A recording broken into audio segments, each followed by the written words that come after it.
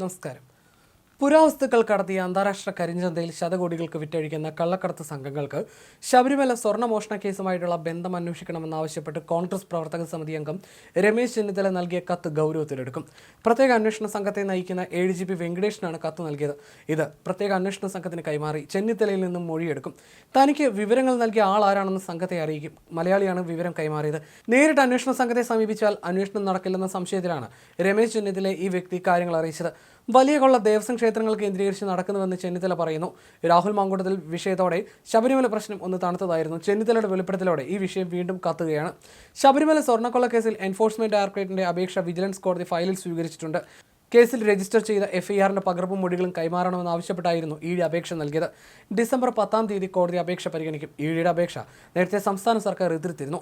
ശബരിമല സ്വർണ്ണക്കൊള്ള കേസിൽ ED വേണ്ടെന്ന നിലപാടാണ് സംസ്ഥാന സർക്കാരിൻ്റേത്. ഇത് കൊല്ലം വിജിലൻസ് കോടതിയിലും സർക്കാർ ആവർത്തിച്ചു. ED അന്വേഷണത്തെ സർക്കാർ പൂർണ്ണമായി എതിർത്തു. ഈ എതിർപ്പ് രേഖാമൂലം അറിയിക്കാൻ സമയം വേണ്ടതുണ്ട്. അതുകൊണ്ടാണ് തുടർ നടപടികൾക്കായി 10 മാറ്റിവെച്ചിട്ടുള്ളത്. FIR മറ്റ് രേഖകളും ആവശ്യപ്പെട്ട് ED ഹൈക്കോടതിയാണ് ആദ്യം സമീപിച്ചത്. തുടർന്ന് കൊല്ലം വിജിലൻസ് കോടതിയെ സമീപിക്കാൻ ഹൈക്കോടതി നിർദ്ദേശം നൽകിയായിരുന്നു.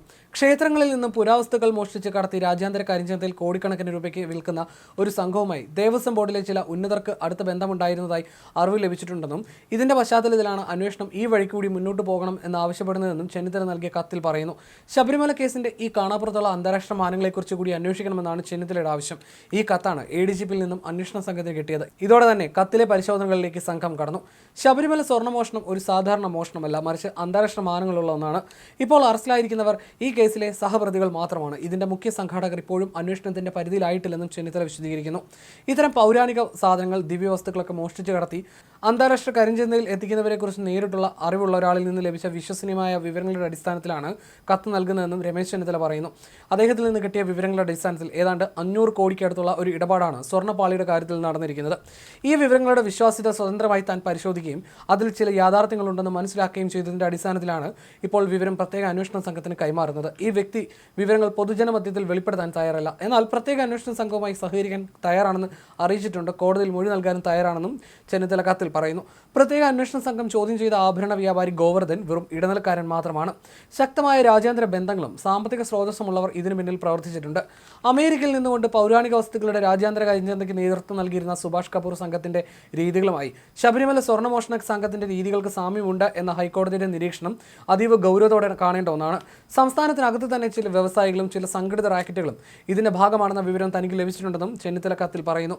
പ്രത്യേക അന്വേഷണ സംഘം വ്യാപകമായ അന്വേഷണം നടത്തിയിട്ടും ശബരിമലയിൽ നിന്നും നഷ്ടപ്പെട്ട സാധന സാമഗ്രികൾ ഇതുവരെ കണ്ടെത്താനായില്ല എന്നത് ഈ വിഷയത്തിലെ രാജ്യാന്തര ബന്ധങ്ങളെ സൂചിപ്പിക്കുന്നുവെന്നും ചെന്നിത്തല പറയുന്നു.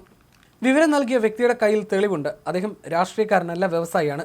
SIT ചോദിച്ചാൽ ഇദ്ദേഹം കാര്യങ്ങൾ വിശദീകരിക്കും. SIT അന്വേഷണം ആ രീതിയിൽ പോയാൽ വമ്പൻ സ്രാവുകൾ പിടിയിലാവുമെന്നും ചെന്നിത്തല പറഞ്ഞു. മലയാളിയായ വ്യവസായിയാണ് വിവരം കൈമാറിയതെന്ന സൂചനയാണ് ചെന്നിത്തലയിൽ നിന്ന് ലഭിക്കുന്നത്. ശബരിമല കേസിൽ അറസ്റ്റിലായ തിരുവാഭരണ മുൻ കമ്മീഷണർ KS ബൈജുവിന്റെ ജുഡീഷ്യൽ കസ്റ്റഡി കാലാവധി 14 ദിവസത്തേക്ക് കൂടി കഴിഞ്ഞ ദിവസം നീട്ടിയിട്ടുമുണ്ട്.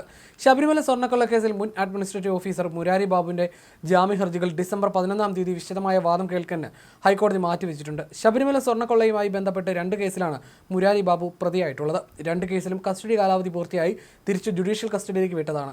ഈ പശ്ചാത്തലത്തിലാണ് 2 കേസിലും ജാമ്യം തേടി ഹൈക്കോടതിയിലെത്തിയത്.